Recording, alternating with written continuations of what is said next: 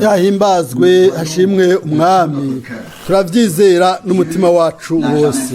Imana ntiyigeze inanirwa, ntiyigeze ikogwa n'isoni. Amavi yose azopfukama imbere yiwe n'indimi zose zizokwatura yuko Yesu Kristo niwe mwami. Amen. Umwami nukuvuga yuko aganza, ategeka, afise ububasha. Ijambo ryiwe ni iry'ububasha n'ibijanye navyo vyose. Amen. Ijambo ryose ni iry'igiciro mu buryo bugufi umuntu yohahagaze akaryinjiramwo mu bwina, kandi muri twebwe hama hariho inyota yuko ijambo ryose riduhamagara kandi rishobora guterekwa muri twebwe nk'urubuto, kuko ibyo Imana ikora vyose ntibikora ikoresheje umugabo ahambaye, oya ibikoresha ijambo ryayo. Abahanuzi bose na Mose mbega yari iki umwicanyi, umuntu atacashoboye. Ivyo nimba byari uko, ariko Imana yari yatanze isezerano, yari ifatanye n'iryo sezerano. Igihe gishitse Imana ntiyaravye umuntu, ariko yibutse ijambo ryayo, yibuka isezerano ryayo, ituma Mose, kandi uwagomba kuba igitsitaza kuri we yaratsitaye, kandi ugomba kwizera yarizeye. Uwagombye gusohoka yarasohotse, uwagombye kubohoka yashobora kubohoka, uwagomba kubohoka yarabironse, uwashaka ibitangaza byarakoretse yarabibonye, kuko Imana yarabikoze. Imana yamye ikora uko, ntibizoba ibindi bitandukanye n'ivyo. Rero ukwizera kwacu kwabaye ukubasha kubw'ivyo Imana yakoze, ubwo ivyo Imana yakoze nta kundi vyogenda. Nitutizera nindazokwizera, nitutashimira Imana nindazoyishimira. Ninda ateza kwishimira, ninda ateza kubikora. Abatizera, abakurikira inzira zabo canke abibwira yuko byose bishoboka, oya, ibyo ntibikenewe. Twebwe abakene, abo Imana yakoranye ibihambaye, dusigaranye ikintu kimwe, ni kumushimira. Kandi ivyo n'umutima wacu wose n'ubugingo bwacu bwose. Turamaze kubivuga kenshi nk'uko byanditswe, igihe ibindi byose bitazoba bikiriho, bikazoba vyaheze, urukundo rw'Imana ruzogumaho. Urukundo rw'Imana ntiruvana n'ibikorwa vyacu. Imbere yuko tuhaba, Imana yaradukunze muri Yesu Kristo, muri we yaratwujuje nayo, mbere yatugize inyegu yayo. Imbere yo gusoma mu Ngoma, nagomba guhagarara gato ku ijambo riri mu Bikorinto ba mbere 15. Hano byose biravuzwe mu ncamake ibyari byo mu by'ukuri. Kuri Adamu wa mbere, kuri Adamu wa kabiri, ku byashitse n'ibizosubira gushika. Twabisomye hamwe namwe, cyo kimwe nk'uko twebwe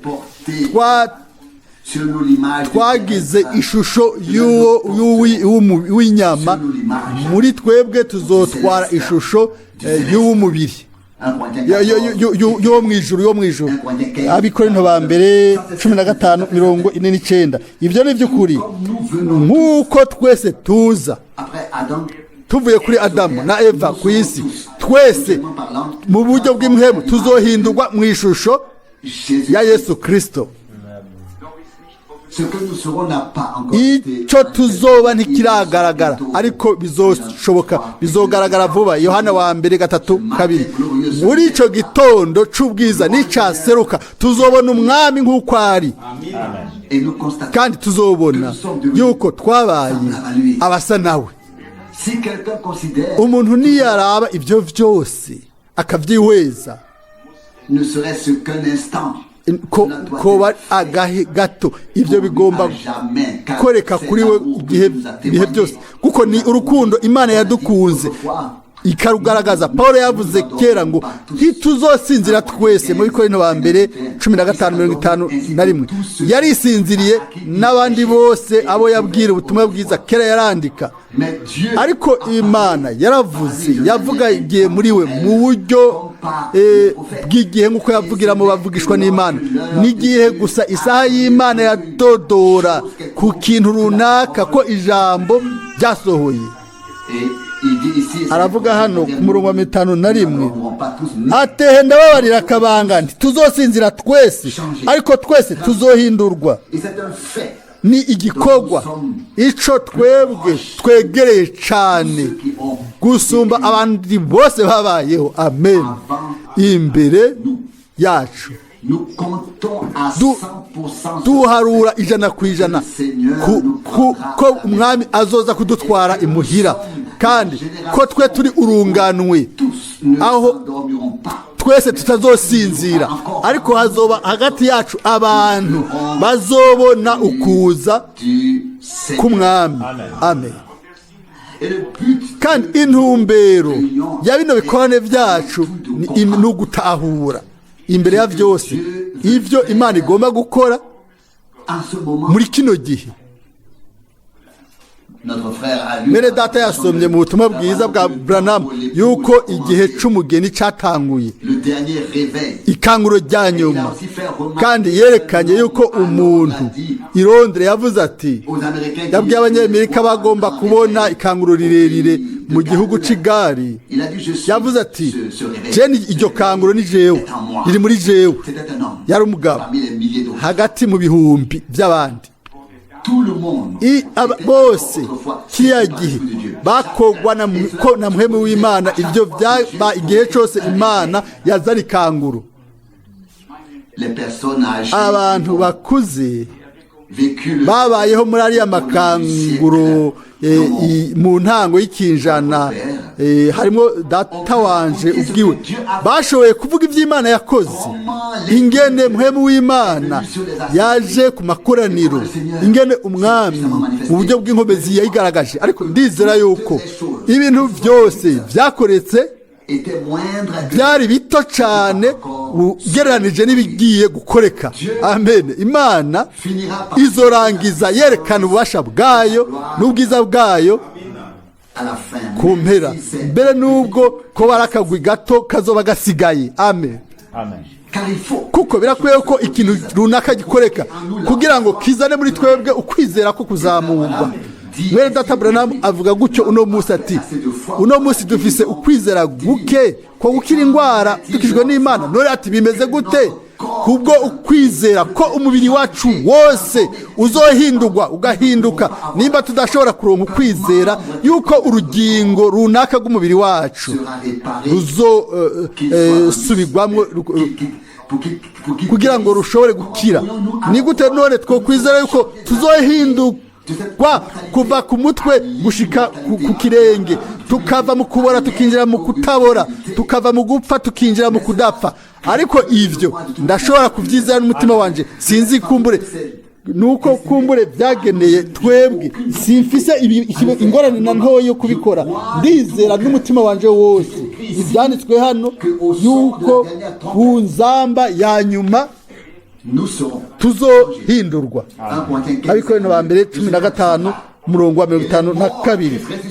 Umwami azomanuka, abapfuye muri Kristo bazozuka. Abapfuye nibazuka kubera iki jewe ntohindurwa muri muzima? Nimba Imana izanye kigaragaza yuko yatsinze urupfu, ko yatsinze kuzimu, ko abantu biwe abiwe inyegu yiwe badashobora kugumwa, urupfu rudashobora kubagumya na kuzimu, kubera iki? Kubera iki mukubora ko ngumya jewe? inyuma ko je nagenewe ibihe bidashira, ko nagenewe ibihe bidashira, ibikenewe byose ngo mve mu bihe nije mu bihe bidashira bigomba gukoreka muri jewe. Amina, haleluya. Muri jewe nyene ubwanje ubutumwa bwiza ni ubutumwa bw'umunezero, sivyo? Ni ubutumwa bw'ubwiza, ni ubutumwa bw'urukundo, ni ubuntu bw'Imana kuri abo bose bwakira kandi bagashiramwo ukwizera. Haranditswe kandi mu Bikorinto ba mbere 15:53 kuko uyu mubiri ubora ukwiye kuzokwambara ukutabora, kandi uyu mubiri upfa ukwiye kuzokwambara ukudapfa. Ibi biratomoye kuri twebwe twese. Suku tuzokwinjira ntituzokwinjira n'inyama n'amaraso mu bwiza, oya tuzobanza guhindurwa. Na hano haravuzwe ngo mu buryo bufoboye urupfu rwatsinzwe n'intsinzi, ngo warupfuwe uruboyi rwawe rurihe, nawe kuzimu intsinzi yawe irihe? Ubwiza bibe ubw'Imana. Nihashimwe Imana yaduhaye intsinzi kubw'umwami wacu Yesu Kristo. Ariko hasigaye rino ryungane mu gice ca kabiri ku murongo wa 56. Kandi ubushobozi bw'ivyaha ni ivyagezwe. Ibyaha nivyo ruboyi rw'urupfu. Imana yatanze ivyagezwe ngo ducigwe kwiteka wewe nanje.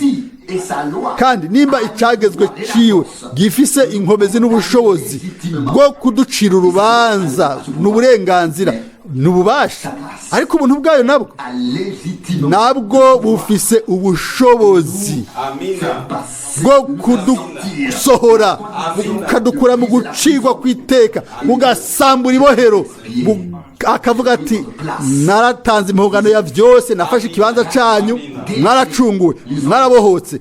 Reka dusome mu Ngoma za 2:14. Kuri jewe iri jambo rifise isobanuro idasanzwe, rirafise isobanuro idasanzwe no munsi.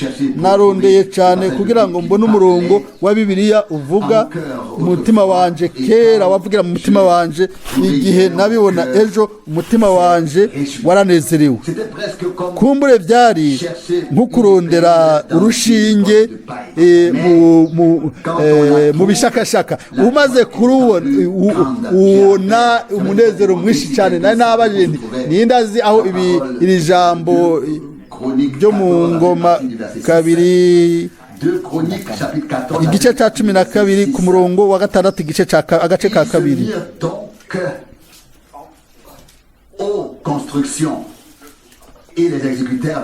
Kandi yubaka i Buyuda ibisagara bizitijwe inzitiro z'amabuye, kuko ari imbore mu gihugu. Kandi muri iyo myaka nta ntambara yarwanye. Sinzokwigira nibagira mu buzima bwanje. Twahejeje igikorwa cyo kubaka, inyuma ndagenda hano hariya. Mwene Data Schmidt nawe nyene gutyo ava haja hariya hagati, turahura turaramukanya, arambwira ati mwiriwe. Avuga ati Mwene Data Frank, izi nyubako ntizizoshobora no gukwira igice c'abashitsi. Avuga ati ibyo yavuze byatanguye gukorera muri jewe. Mu kanya gato naciye nereka ivyo umwami mu masengesho. Ndavuga nti Mana, mbega hari ikintu ufise ugomba kumbwira? Ati nimba ari vyo nubimbarire. Murazi sinizeye yuko Bibiliya kiba igitabo ushobora kugurura neza winezereza iminsi yose ukagomba gusoma ibintu byiza. Oya, si igitabo cyo guhitishamwo. Imana irashobora kuvuga icishije muri Bibiliya. Ndabyizeye n'umutima wanje wose. Nabwiye umwami nk'umwana nizigiye ibyo kubera aheje kuvuga ati ntibizokwira n'igice c'abashitsi birankurikira. Ndavuga nti mwami, amaplan amaze kuba ari ngaho twokora inyubako ya kabiri atabindi bicapo n'ibiharuro, abene data bakandinda. Ndavuga nti mwami, nimba bishoboka muri gato mu kanya kanya gato atayindi myaka urazi ingene umuntu uca yugura umutima ku ngingo nk'izo kuko zirahambaye. ni igiki gifatanye n'ibyo byose hafi igice c'umuriyoni w'amafaranga y'amadagi ni ibintu byinshi biba birimwo, ariko sinzibagira umunsi aho nari mfukamye n'umutima wanje wose, kandi aho nabwiye mana, nimba by'ukuri ugomba ko twubaka inzu zibiri mu kibanza c'inzu imwe, utegerezwa kubimenyesha. ndabibabwiye, naciye niugurura Bibiliya, ntazi ko nozingura n'urundi rupapuro rumwe, amaso yanje acagwa kuri uno murongo wa mbere.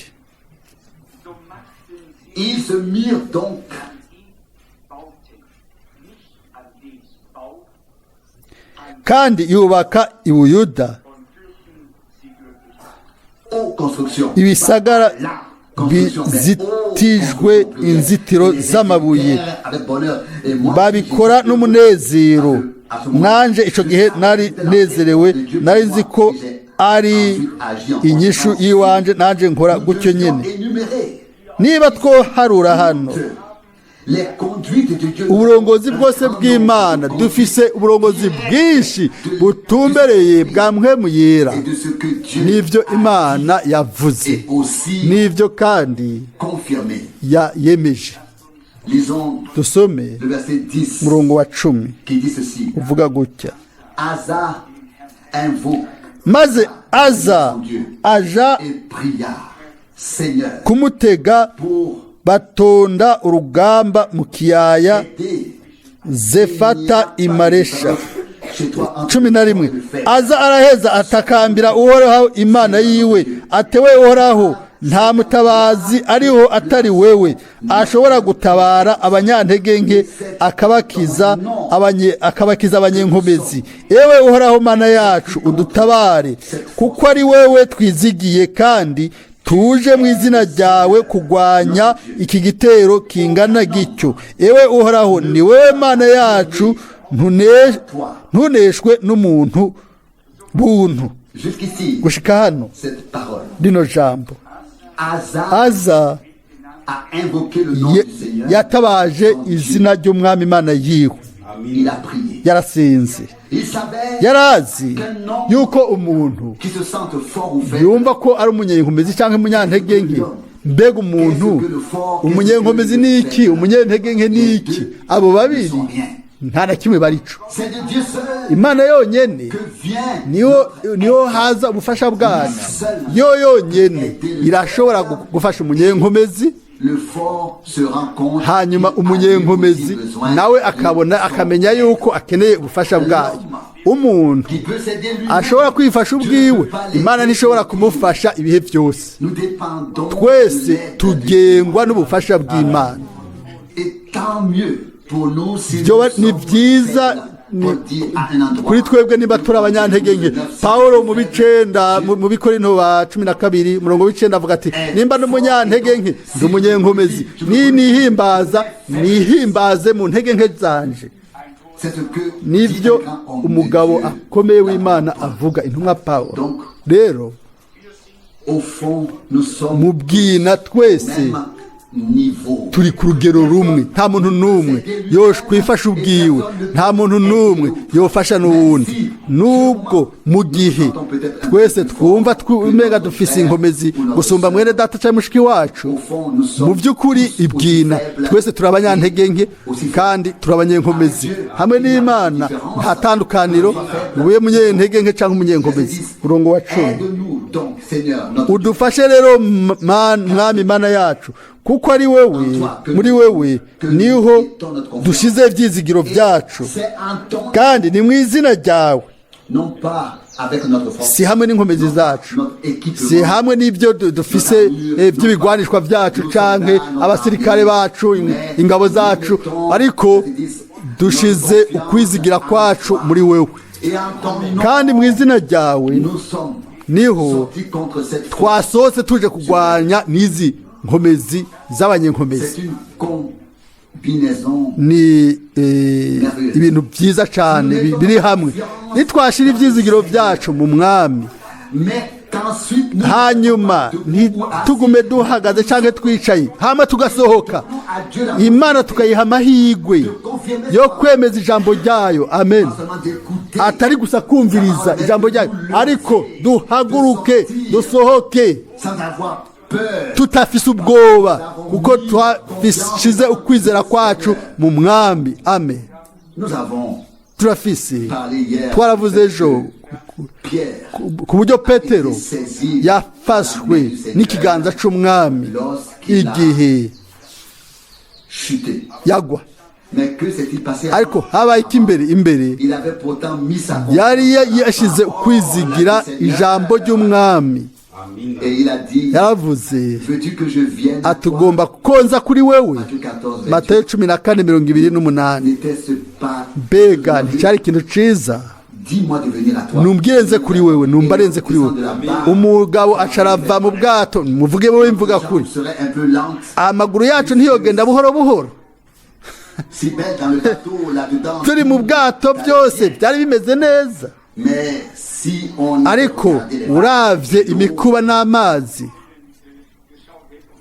et si l'on avait pensé hanyuma ukiyumvira qu'on allait ko ugiye comme le Polonais dit, nk'uko umuporonera avuga ngo na Cisco Porto, ugiye gutwagwa, ntibyari kuba byoroshe. nous lisons aujourd'hui No munsi turasoma inkuru et nous en étions hanyuma tugatangara, ariko none icigwa kirimwo ni icahe? Umugabo yategerezwa mu by'ukuri kwibagira ibintu byose byari bigwanya ibyo ku isi mu buryo bw'umubiri, kugira ngo yubahe ijwi ry'umwami wiwe ataca abajije. réfléchis à un seul Iyo yiyumvira gato gato mu bintu by'umubiri, akavuga ati oh mana yanje, oh ngira nibire, ntiyari kugira ingorane itavyumvira. Mwibaze ikintu, ariko nta na kimwe. il n'aurait même pas demandé Ntiyari no kubaza umwami ngo aze no kuri we, ariko hano aravuga ati fais venir à toi. ko unyemereye konza kuri we. Haleluya, Imana ishimwe ko unyemereye ku ijambo ryawe ryashitse. Aca aragenda. Qu'il est sombré Igituma yanyitse mu nyuma, yari afite intumbero imwe, ni ukugira ngo tumenye yuko umwami ari hafi y'aba bandi bubahutse gukora intambwe ya mbere, ivyo kubw'ijambo ryiwe, ku ijambo ryiwe. Nubwo yonyika, ntiyigera yibira, ntiyigera asoma nturi, yama ari hafi ngo amufate amukureyo. Amen. Ntimuhagarike umutima. Amen. Nyuma ya byose, ibyo bintu byose byashitse kugira ngo turonke inyigisho, kugira ngo dukomezwe, haleluya, mu kwizera, kandi dushire ukwizigira kwacu mu Mana yacu, nk'uko byanditswe hano. Verset 10. Murongo wa 10. Ton nom que nous Ni mu izina ryawe twasohotse, duhanganye n'ubwo bubasha. tu es, toi Seigneur, Ni wowe mwami wenyene Mana yacu, toi Seigneur, ni wowe Mana yacu. n'en est-il pas de même Siko bimeze kuri twebwe? dans notre confiance Ukwizigira kwacu tugushira mu mwami, en Dieu, mu Mana umwami, tukavuga tuti udufashe. Ntitwizigiye twebwe ubwacu, turamubwira tuti nudufashe, niwe Mana yacu, mwami wacu. Ni muri wewe twashize ukwizigira kwacu, et celui qui kandi uwumwizigiye ntashobora kumaramara. Amen. c'est impossible Ntibishoboka que sa parole imbere yuko ijambo ryiwe ryoshobora guhinduka. Ijuru n'isi bigomba guhindurwa. Ni mu izina ryiwe twasohotse kugwanya izo nkomezi z'ububasha. Bakundwa, igihe cyose abana bo muri Isirayeli ont pris conscience bamenye neza mu mutimanama wabo qu'ils étaient yuko le peuple de bari ubwoko bw'Imana. chaque fois Igihe cyose ils en ont pris babimenye neza, et qu'ils se sont tournés bagahindukirira Imana. Haleluya. témoigner Yarashinze intare parmi eux, hagati yabo, a confirmé yaremeje ijambo ryiwe, et les a kandi aidés yarabafashije.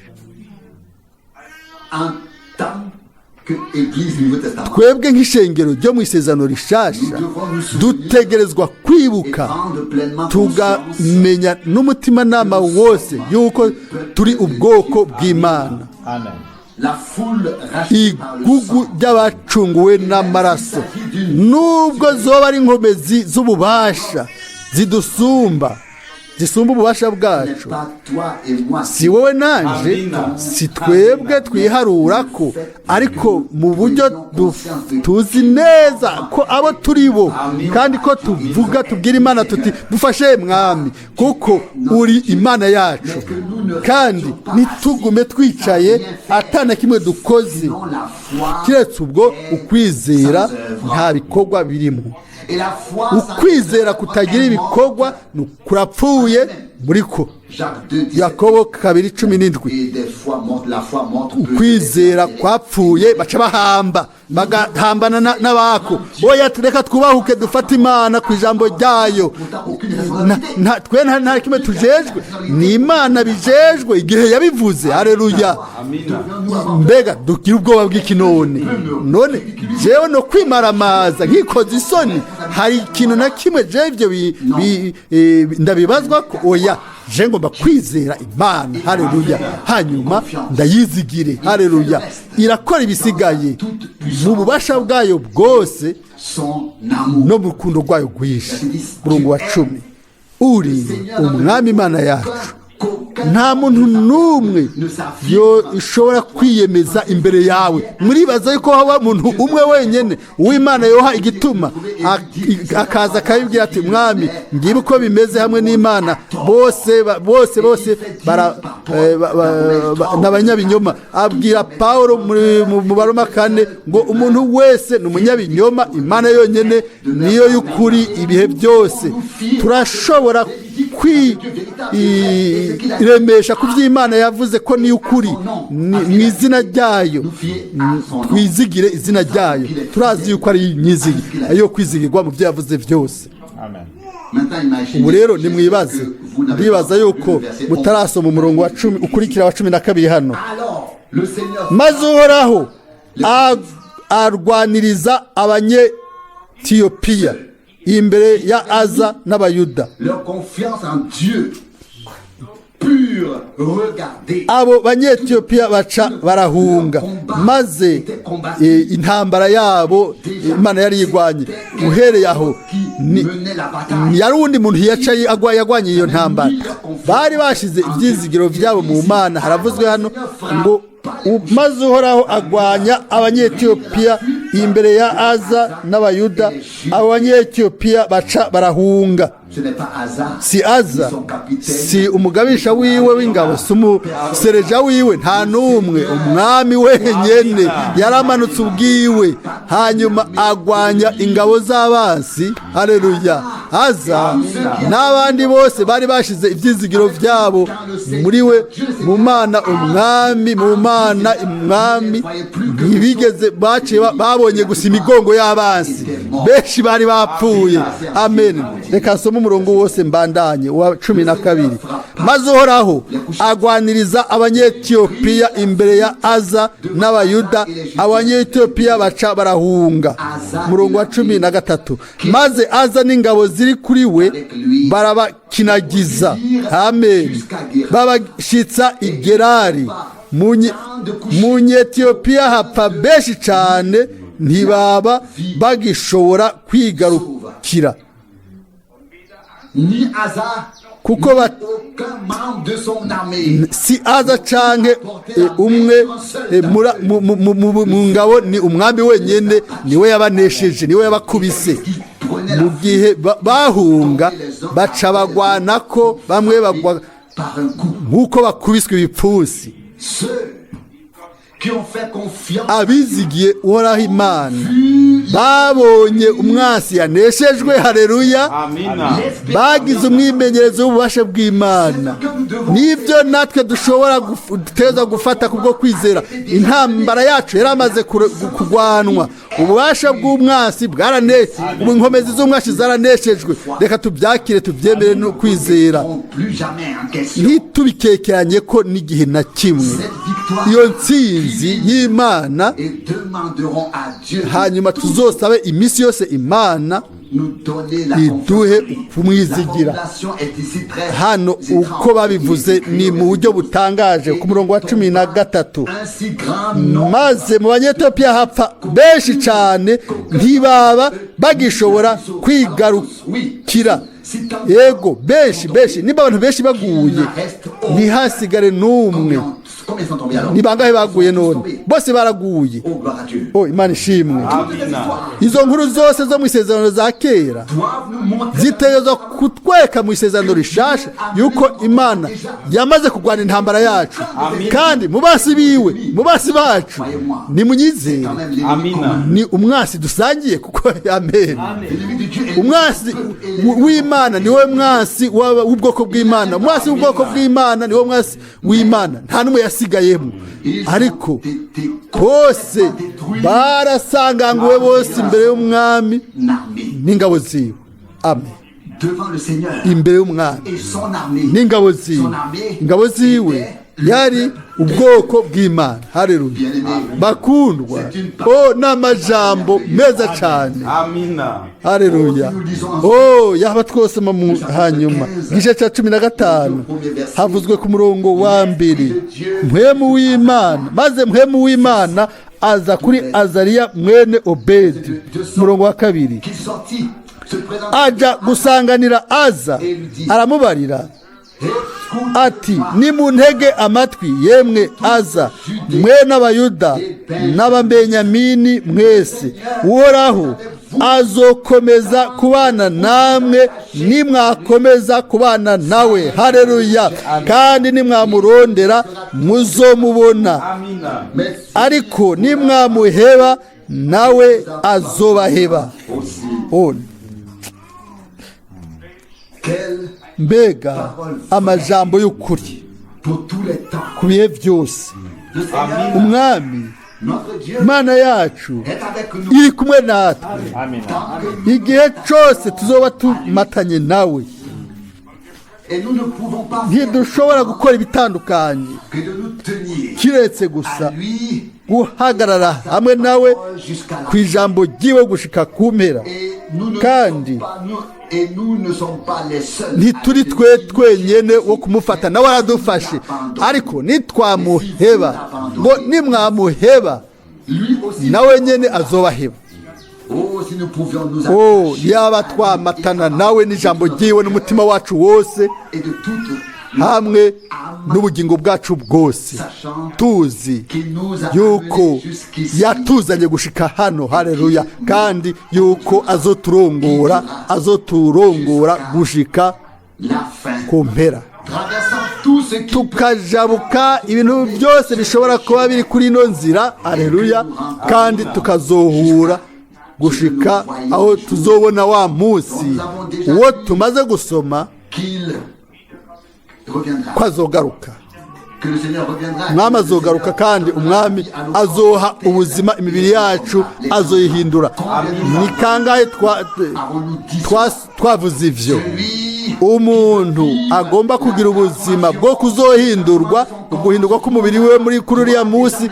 Ubu ategerezwa kuba yaragize ubuzima imbere, uguhindurwa mu bugingo bwiwe. Haleluya.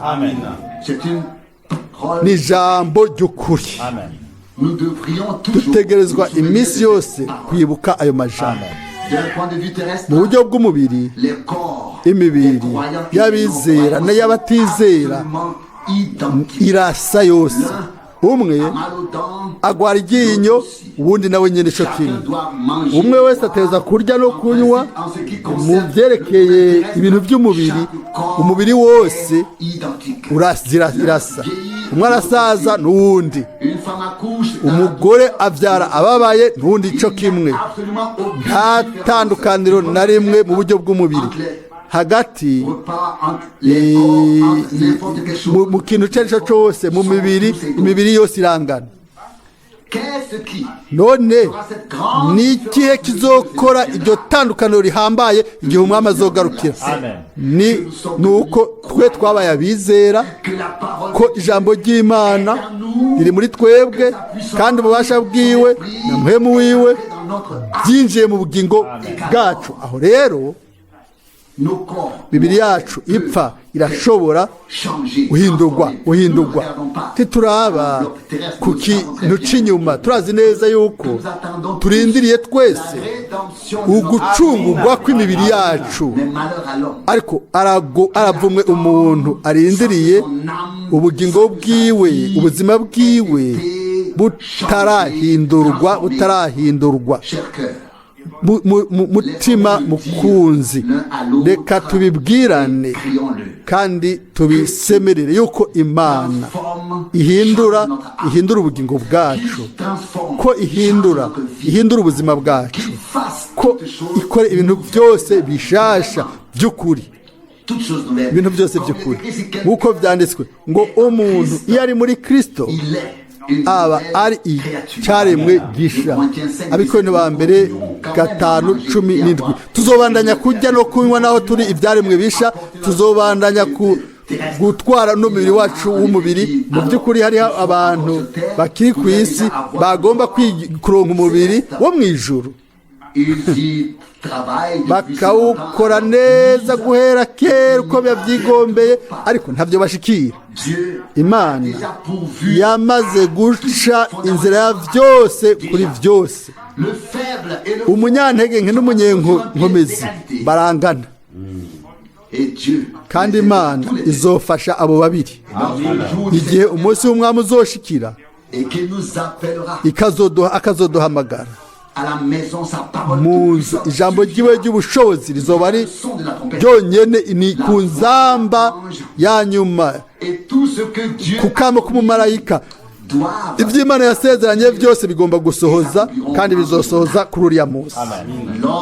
Igihe muzofatwa n'Imana, ntimurabe ku mibiri yanyu yo mubiri canke kuri iki canke iki cyose, ariko ibyo ni iby'igihe gito. Murabe ku mwami uwanesheje urupfu, uwazutse, kandi twagiriwe imbabazi muri we, twagiriwe ubuntu muri we. Mu buryo bw'Imana twamaze guhindurwa, kwimugwa nawe, nk'uko twabibonye mu yikendi. Twimuwe nawe, turi ahantu ho mu ijuru.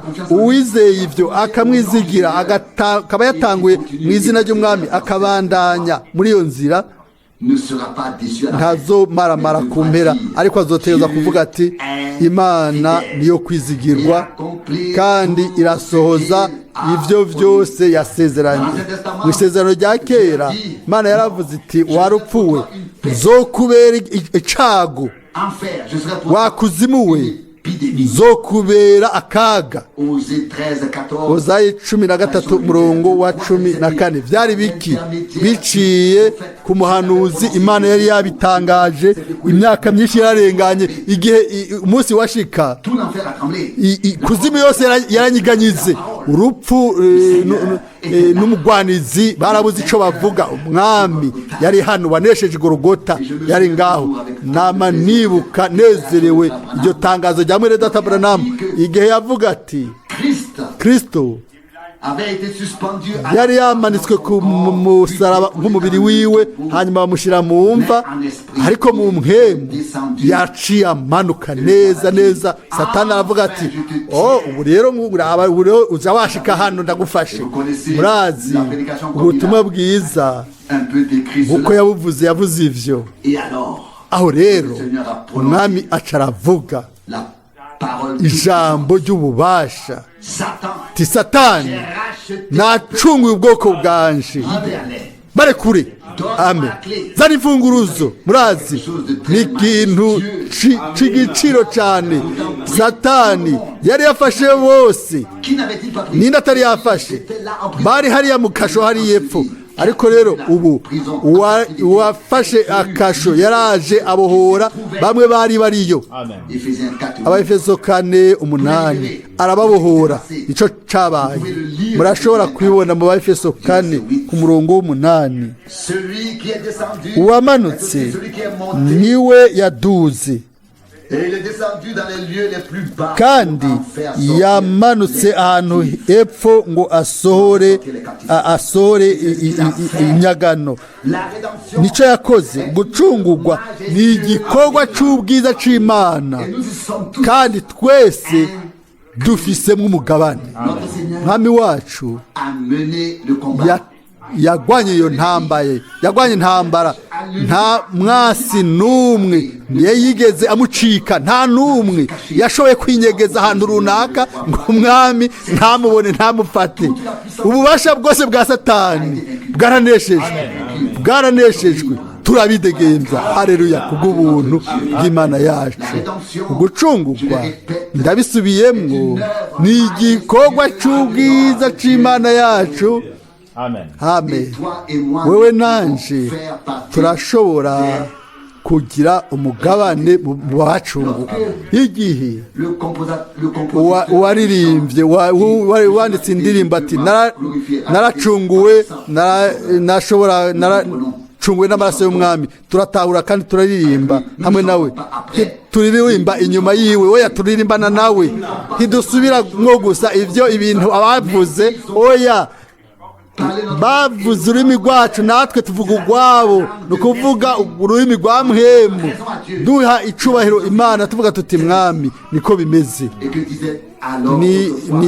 None Yobu yavuga iki kiriya gihe ngo uwo mubiri niwabora nzobona Imana yanje, kuko ku mpera y'iminsi niwe azohagarara, nzomwibonera.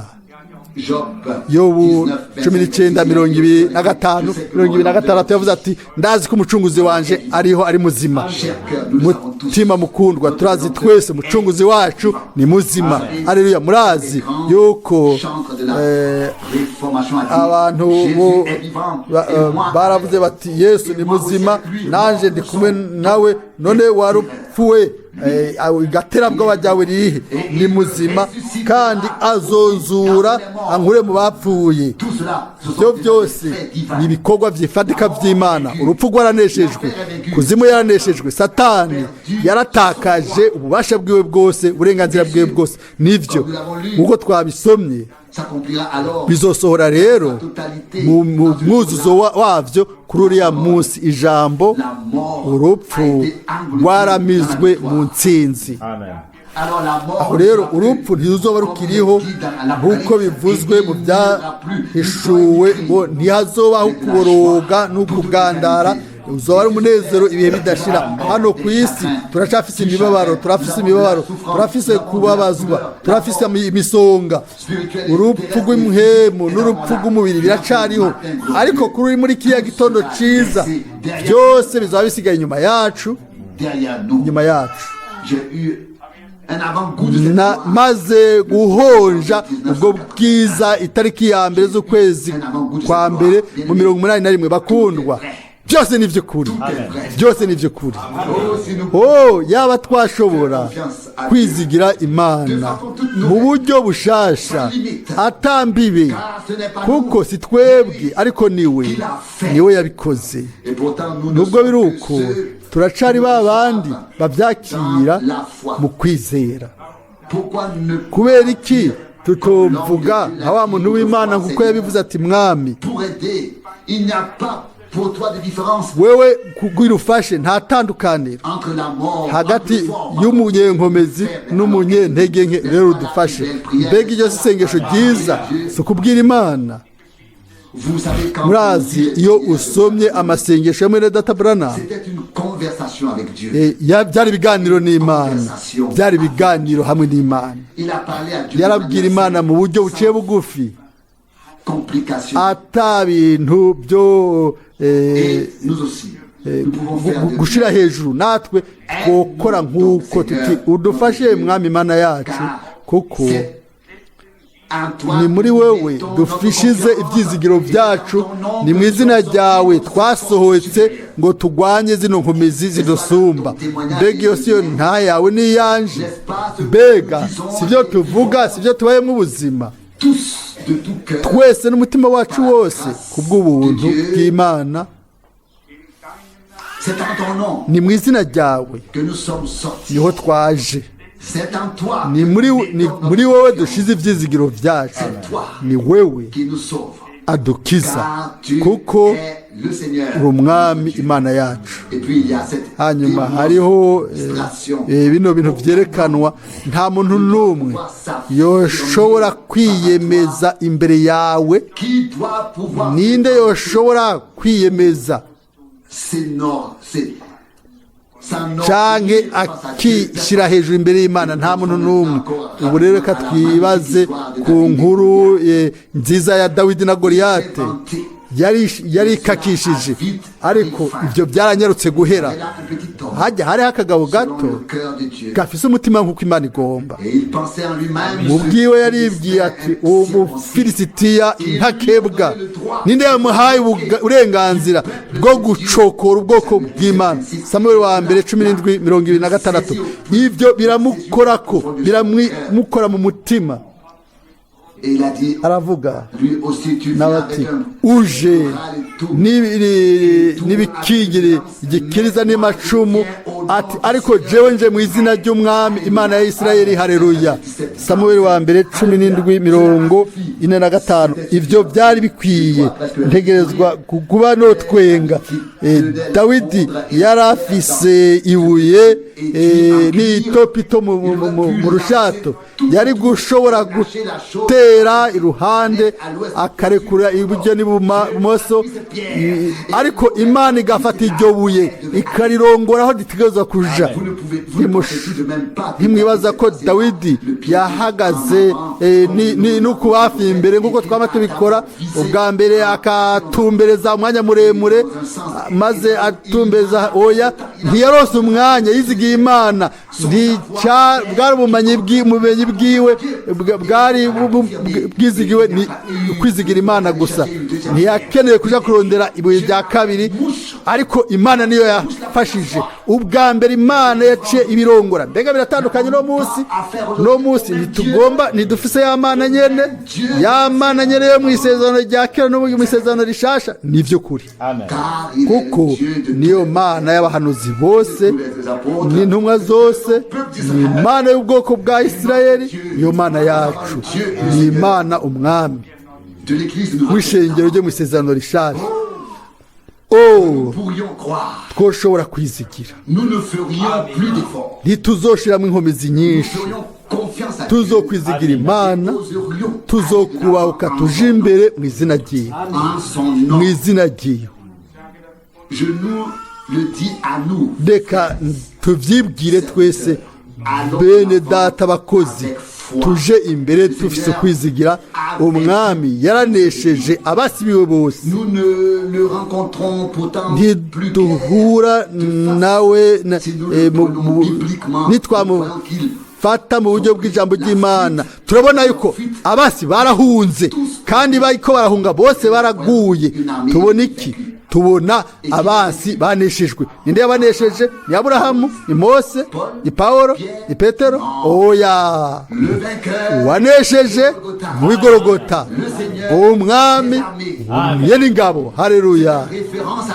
Ni muri we handitswe muri Zaburi 24 ngo haguruka mwabirimba by'ijuru, mureke umwami w'ubwiza yinjire. Zaburi 24:8. Ninde uwo mwami? Ni umwami ahambaye mu ntambara, niwe yanesheje.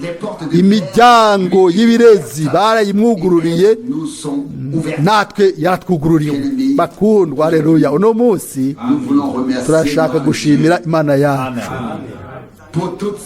kubw'ubwizigirwa bwiwe bwose buzogumaho kuri twebwe, budatahuritse gushika ku mpera. Ariko Imana imaze kuvuga ibwira Mose ngo uwo ngiriye imbabazi ndamugirira imbabazi, uwo ngiriye ubuntu ndamugirira ubuntu. Imana yacu ntishobora kutureka ngo tugwe. Yadukuye mu mukungugu, idukura mu byondo, idushira hejuru ahantu hataramutse. Ibyo bizoguma gutyo ibihe byose. Mbere nubwo twoca mu bintu byo bubwina ahantu epfo, tuba abanyantege nke, tuba abanyenkomezi, ubufasha bwacu twese buva ku mwami waremye ijuru n'isi. Ntitugomba kugira isoni zo kuvuga tuti mwami turi abanyantege nke ariko uri umunyenkomezi, turi abantu batabubasha ariko wowe uri nyir'ububasha bwose, udufashe. Turamaze kubona mbere yuko yamaze kudufasha, ariko ntidutegerezwa kuguma twicaye ataco dukoze.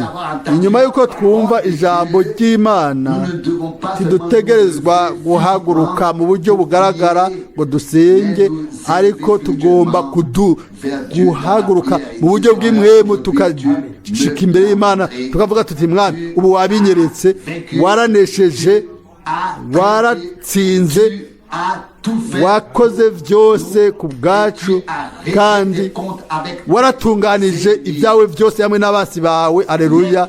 Nuhaguruke mwami ugendere imbere yacu. Ndabibabwiye, nitwakurikira umwami wacu mu kwizera, tuzobona twese abasi bacu baneshejwe. Aleluya. Kandi bakuweho iburyo n'ibumoso ku nzira y'Imana. Aleluya. Kandi tuzobandanya inzira yacu hamwe n'Imana. Aleluya. mu kwizera mu ijambo ryiwe ry'igiciro, aduhezagire, atwugururire ikintu imbere, dushobore kumenya amasaha yo kugenderwa n'Imana. Imana iragomba kutuvugisha nk'umubyeyi abwira abana biwe, abahungu n'abakobwa biwe. Imana iminsi yose igomba kutugirira neza. No muri kino gitondo Imana umwami agomba kutugirira neza. Inzamba ya nyuma izovuga ku mpera y'urungano rwa nyuma rw'ishengero, abo bose bazoba bumvise ubutumwa bwa nyuma bazoba muri ba bandi bazova mu kudapfa bakinjira mu, bazova mu gupfa bakinjira mu kudapfa, bazova mu kubora bakinjira mu kutabora. Twese hamwe tuzozamurwa mu kirere tuje guhura n'umwami. Mbega umunsi w'ubwiza uzoba ari wo, mukunzi bugingo. Ibisibye nkuru ni ibifadika by'Imana. Haleluya. Yesu Kristo mu by'ukuri yaramanutse ikuzimu. Haleluya. Uno munsi naronse umuntu yampamagaye ahantu runaka, barambarira bati mwene data yari ngaha, yatangaje ko Yesu Kristo yari umumarayika Mikayeli, yari Mikayeli. Ndavuga ntiyabeshe. Hanyuma yavuze ati ngo ikuzimu ntihabaho. Ndavuga ntiyabeshe. Murazi ngeri ibyo bibaho. Abantu bafata ubutumwa bwa mwene data Branham ataraguhishirwa kw'Imana bagakora ikintu giteye ubwoba. Hariho amatangazo abiri ayo abantu bashobora kwitwaza, ariko nta n'umwe ashobora guhagarara ku kirenge. Hari itangazo ngaha no ku kindi hakaba irindi. Reka birakwiye ko hongerwa ko yindi mirongo yose ya Bibiliya. Nagomba kuvuga kuzimu ni gifadika, kuko Yesu Kristo umwami wacu yaramanutseyo. Amen. Gushika hariya iparadizo yarikiri hariya epfo. Aburahamu yashobora kumubona, Loti nawe yashobora kubona, Lazaro yashobora kuraba nawe nyene. Muri Luka 12 umwami yaravuze ngo yamanutse ahantu epfo ikuzimu. Simumva oya, n'ahantu epfo mu isi mu kuzimu. Kuri jewe ijambo ry'Imana riguma ari ijambo ry'Imana ibihe bidashira. Ibisigaye byose ni binyoma. Twebwe dufise ibifadika Et nous kandi en sommes reconnaissants. turafitiye amashimwe ku mana Pourtant, nous sommes devenus mu gihe fous à cause de Christ.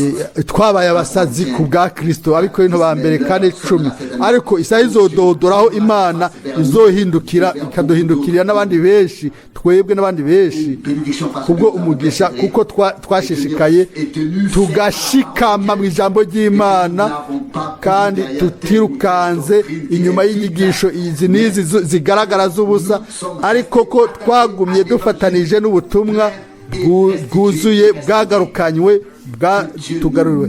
Imana itugumye idukomeze iduhe inkomezi muri ubwo butumwa bwiza bwuzuye kandi muri ubwo butumwa bwiza uno munsi iduha amahirwe yo kwiduza mu kwizera no kwizigira Imana tuvuge tuti mwami ubu rero ndabimenye ubu rero ndashobora kubifata mu kwizera wakoze byose warasohoye byose ndagukurikira warahariye byose warakijije byose warabohoye byose waranesheje ububasha bwose bw'umwiza ndi inyegu yawe aleluya singikeneye ndi imbere y'ingabo z'abasi baneshejwe wowe mwami wanje wagiye imbere ungirira ubuntu ndagukurikire mu kwizera Imana izobikora yahimbazwe izina ry'umwami yashigwe hejuru izina ry'umwami amen. Turahaguruka dusenge.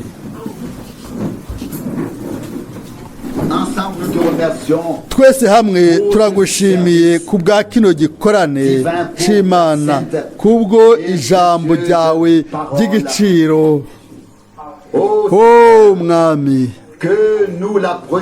tubifate nk'icigwa kubwo ibikurikira mu buzima bwacu dushire kwizera kwacu muri wewe tuhaguruke mu izina ryawe kugira ngo tuje imbere kuko turazi yuko tugendera imbere mwami mukundwa ngene uri mwiza ingene ijambo ryawe ari ry'ubwiza mwami nitwaraba inyuma twoshobora kuvuga tuti nimumenye yuko umwami arongora neza mu bwiza abera biwe nubwo ivyo bica ahantu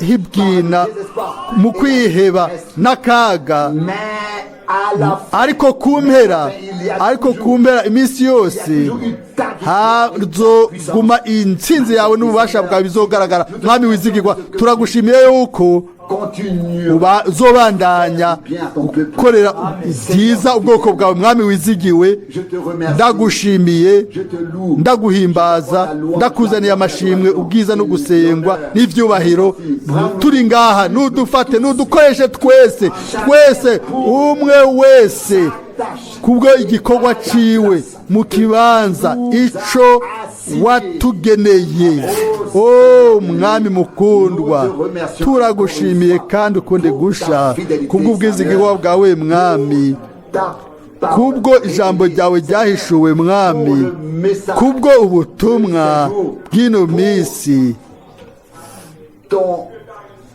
kubwo umukozi wawe umuhanuzi uwo warungitse mbere n'ubuntu bwo kuguma dushikamye tutaborewe tukarindira yuko isaha yawe izododora tukarindira turagushimiye kuri byose kandi ku bindi byinshi mwami twoshobora guharura mwami mukundwa uhezagire bene data uhezagire bashiki banje na mwene data nk'uko mukundwa yabisabye utwunge mu buryo bw'uko ushobora kumanuka bo kuri Pentekoti hamwe n'ububasha bwa mpemu yera amen. Mwami ejo n'uno munsi numvise ubugwaneza bwawe ingene urukundo rwawe ukubaho kwa uri hafi cyane yacu uburakare bwawe bwaravuyeho ubushangashibwe bwawe bwaragiye kure waratwijuje ubuntu agakiza imigisha urigaragaza mu bwoko bwawe turaguhimbaza turagushimiye tushira hejuru ububasha bw'amaraso yawe n'ijambo ryawe na muhemu wawe turagomba guca imbere mu bubasha bw'izina ryawe mu kugukurikira o mwami wari imbere ya aza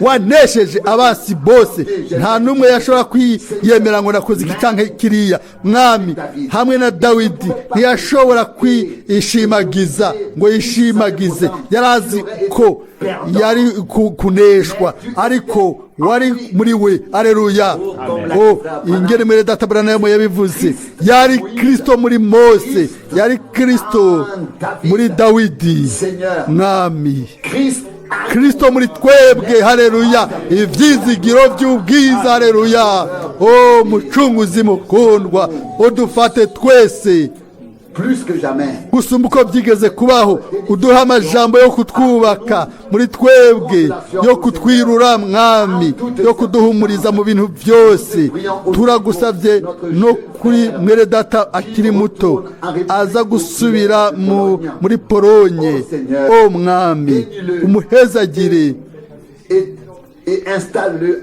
umuhe umugisha hariya turagushimiye ko ubikoze mu izina rya Yesu amen amen.